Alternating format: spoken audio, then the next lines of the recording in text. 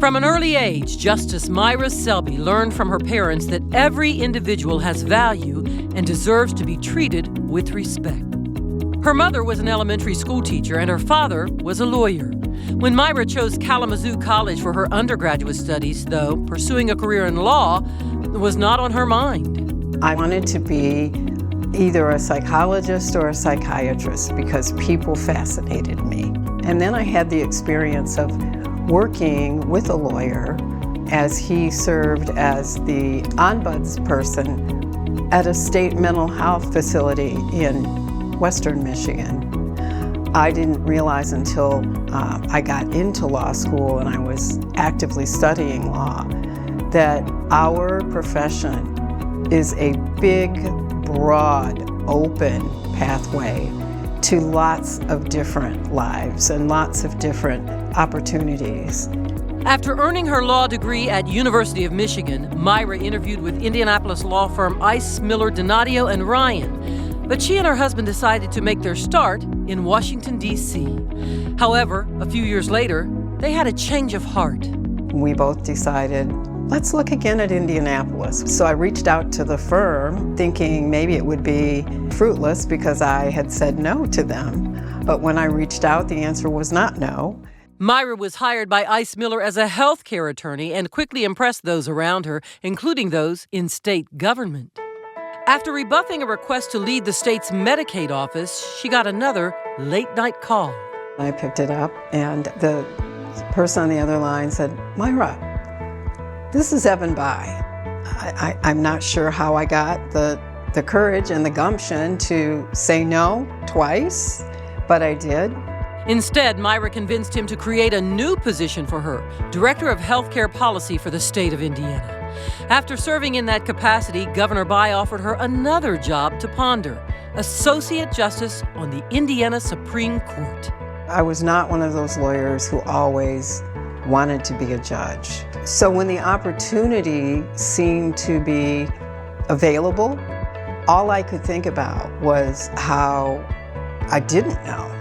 And was that all right? Myra chose to accept the position. She would be both the first woman and the first African American to serve in that capacity.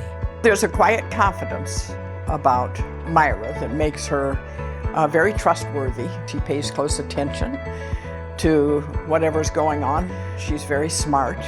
She can see through the issues. It might not be just as they're being presented, and she can see what else is flowing through the particular encounter or the particular legal problem, whatever it is. In addition to writing more than 100 majority opinions, she also championed access to the court through the expansion of education and outreach activities. Despite focusing on the work at hand, the trailblazing nature of her role was inescapable.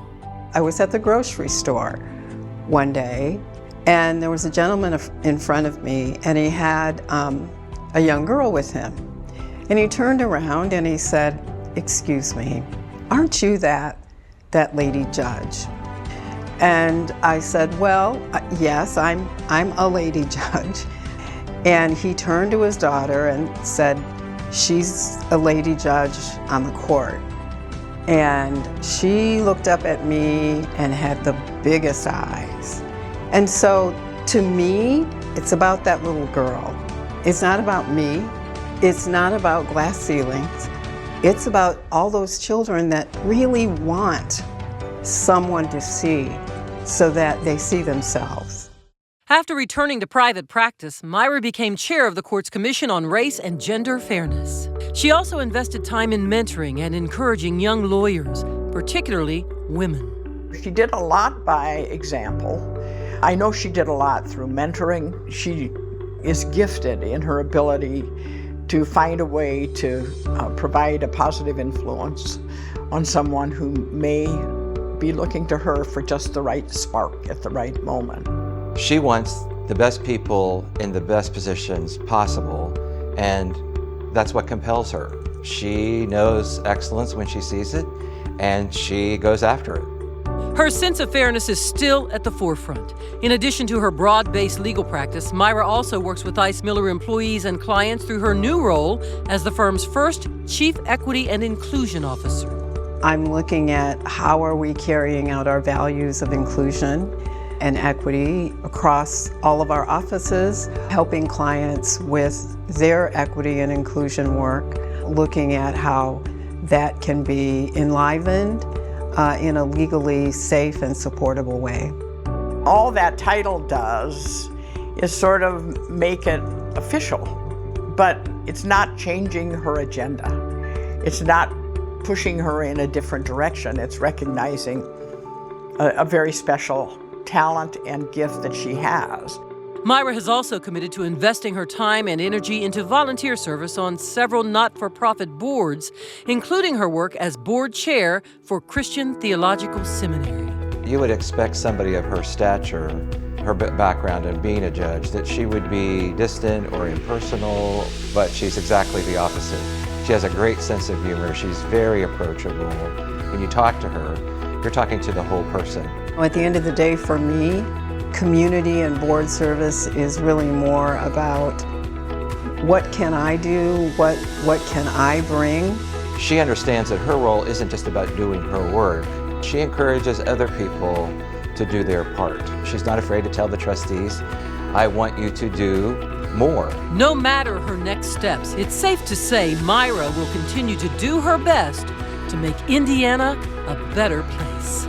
She's very kind, very thoughtful. I don't think I've ever heard her say anything unkind about anyone.